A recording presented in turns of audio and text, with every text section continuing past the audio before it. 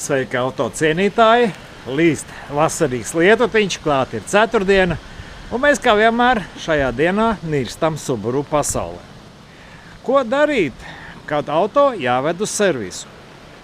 Vajag noteikti pašam, vismaz saprast, kas ir pa problēmu, lai sev esam mazāk būtu čakarēties. Runa ir par to, ka mēs bieži vien kaut kādīgi kašķējamies savā starpā. Es domāju, kad servis un auto īpašnieki. Vienam šķiet, ka servis pārāk daudz naudas grib, otram atkal kaut kas šķiet, kā pareizi rīkoties, lai visi būtu apmierināti, lai auto būtu saremontēts un par to nebūtu škrobe par to, ka tu esi pārmaksājis vai kaut kas atkal neiet. Mājas darbs ir vajadzīgs arī auto īpašniekam. Kas ir jādara, lai veiksmīgāk varētu apkalpot savu automobīlu? Elementāra lieta, bet daudz to nezinu. Runājam ar Aināru. Sveiks, Ainār! Čau! No ko? Atvest uz servisu automobīli un nomest viņu tā kā būtu pa īsu, vai kā?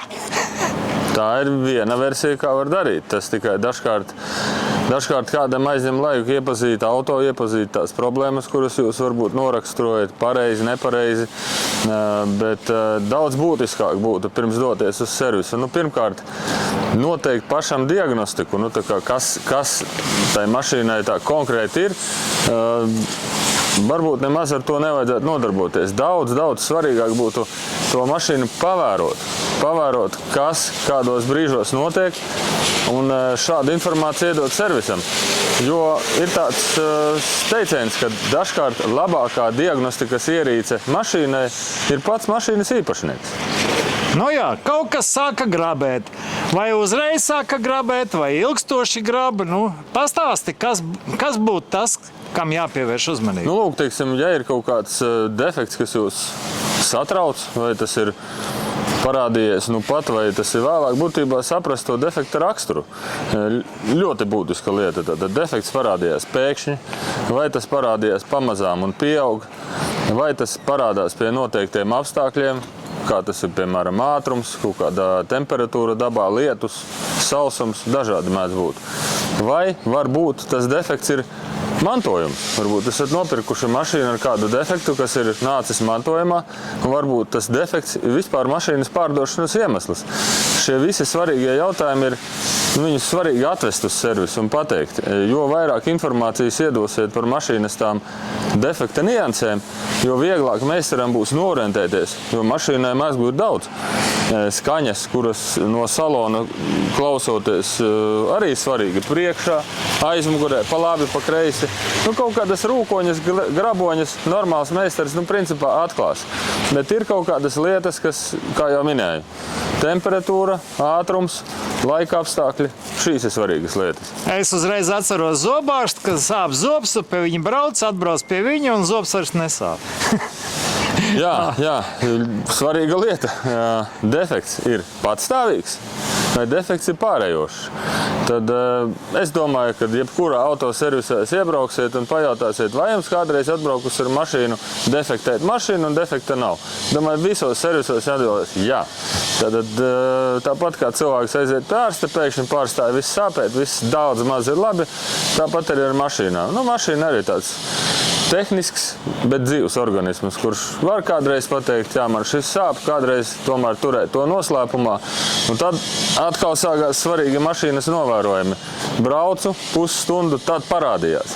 Tātad kādam jābrauc pusstundu sagaidīt to defektu. Tātad, ja jūs atbraucat ar šo informāciju, mēs zinām, mums jāparedz meistaram pusstunda braucienam, testa braucienam, sagaidām to defektu, vēlams, ka tas ir vispār ar mašīnas īpašnieku, kas saka, jā, šis ir tas, kas grab, šitas ir tas, kas vibrē pēkšņi, tas, kas mani satrauc. Lai mēs to saprastu, tad jau izbraucot to pusstundu, jā, mēs atrodam, novēršam, tad mēs varam veikt testa braucienu un saprast. Pēc tās pusstundas joprojām ir. Kaut ko neesam sapratuši, kaut ko neesam atraduši, vai tas defekts ir pazudis. Tā kā šīs ir svarīgās nianses. Tā izklausās, kad auto vadītājiem vajag blociņu mašīnā, kur viņš pieraksta šo te. Pa lielam mans ieteikums ir, jā, tā kā man paziņa, kas nodarbojās ar lidošanu, tādā pusprofesionālā līmenī vai pat profesionālā, tad ir logbooks saucamais, kur raksta, kas ar to aparātu notiek. Tātad, ja jums ir kaut kādi defekts vai defekti, vai varbūt defektu nav, tad ik pa brīdim tu vari atzīmēt, kad tā jau mēnesi nobrauc un mašīnas darbojās teicami, nobrauc vēl mēnesi un mašīna joprojām teicami brauc. Tu zini, cik ilgu laiku defektu tev nebija. Un kad viņš parādījās? Vai viņš pieauga? Šīs te nianses var atzīmēt un atvest uz servisu. Es domāju, jebkurš servis par to būs pateicīgs. Tas ieekonomēs noteikti nemainīt detaļas tādā veidā, ka man liekas šitais samainīsim šito, man liekas šitais samainīsim šito, bet jau pēc tiem defektiem, pēc tam raksturu, kas ir sarakstīts, pievērsties kārtīgai diagnostikai, saprast, kas tas ir un nomainīt īsto detaļu, nevis visas pēc kārtas. Es zinu, ka večiem patīk būt ļoti gudriem.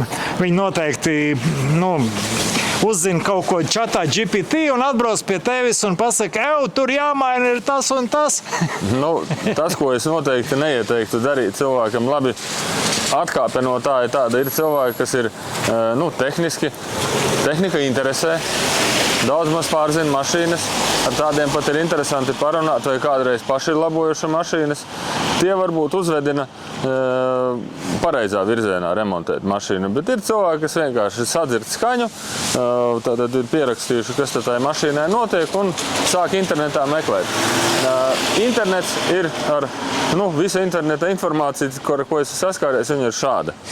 Tad var atrast tiešām ļoti kvalitatīvu informāciju, arī salabot mašīnu pateicoties tai informācijai. Un tikpat labi var izdarīt pretējo.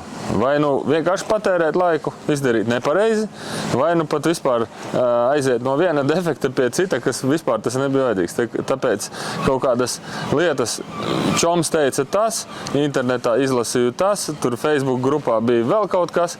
Šīs visas lietas mēs labprāt uzklausīsim, bet vislabāk mēs uzklausīsim to, kad jūs braucat ar mašīnu, novērojat, pierakstat, vai atceraties, kas no kuram, vai vēl ir opcija tāda, ka vienkārši var ierunāt WhatsApp ziņu sev. Tad braucu, paķēru telefonu, ierakstīju ziņu sev un atskaņo. Viņu var atskaņot arī mums, viņu var atsūtīt mums, ka noteiktā dienā bija tāda un tāda lieta, mēs viņu uzklausīsim un ņemsim vērā. Tā kā nav būtiski katram kļūt par mehāniķi. Ir svarīgāk būt par labu auto novērotāju. Viens ir defekti, kuri rodas un kurus atzīmējam, bet otri defekti, kuri varbūt radušies ir pašdarbības rezultātā. Jā, šādiem mēs ar daudz saskaramies, tāpēc ļoti būtiska informācija par mašīnas remontu, ja viņi ir ceļuši bijuši jūsu eksploatācijas laikā, vai paši esat darījuši, vai kāds paziņa, kas saprot no tehnikas vai nesaprot, vai varbūt kāds cits servis, kas varbūt nespecializējas uz Subaru un nezina niansēti šo te marku. Tad būtiski saprast, kas ir darīts, pie kā mēs tagad ķeramies, jo šī te informācija, protams, kā jau es minēju iepriekš, palīdz. Un ļoti svarīga lieta, kad atbraukt no cita servisa ar cita servisa diagnozi pie mums, mašīnu būs diezgan sarežģīti salabot. Tomēr izdomājiet, ja jūs braucat uz kādu citu servisu labot, un tad ar to pašu defektu pie visiem servisiem vērsties, nebūs prāta darbs. Vienkārši jums liekas, ka tas servis līdz galam nesaprot, vai kaut kur taustās, vai kaut ko nevar izdarīt. Jā, var pamainīt meistaru servisu, mēs labprāt arī pieņemsim jūs, bet tad mēs centīsimies panākt to līdz galam, novērst, bet nevajadzētu darīt tā, ka vienā vietā kaut ko izdara, otrā vietā, trešā vietā. Liksies, ka visi servisi neko nesaprot. Svarīgi vienā vietā ar visu informāciju. Tā galu galā šoferīši noklausījušies, un ko viņiem tagad darīt? Ko darīt? Pirmkārt, ja ir defekts, zvaniet, brauciet, taisīsim diagnostiku, skatīsimies, kas mašīnai sāp, bet šim te visam procesam palīdzēs noteikti jūsu novērojumi. Tas dažkārt ievērojami samazinās defekta novēršanas laiku. Paredzamās remonta izmaksas, jo vairāk ir informācijas, jo tu noiet pie viena tā defekta un ātrāk vari pateikt, kas pa vainu viņu atrisināt. Tāpēc jūsu novērojumi palīdzēs mums un arī jums saekonomēt naudu un līdzekļus. Jā, nu nevelti tev blakus ir Audi. Un te blakus ir Subaru, abi ir pilnpiedziņas automobīļi. Tas liecina par to, ka šeit ar jebkuru tiks galā. Jā, mums patīk mašīnas. Jā, it īpaši šīs te ar daudzām zvaigznītēm.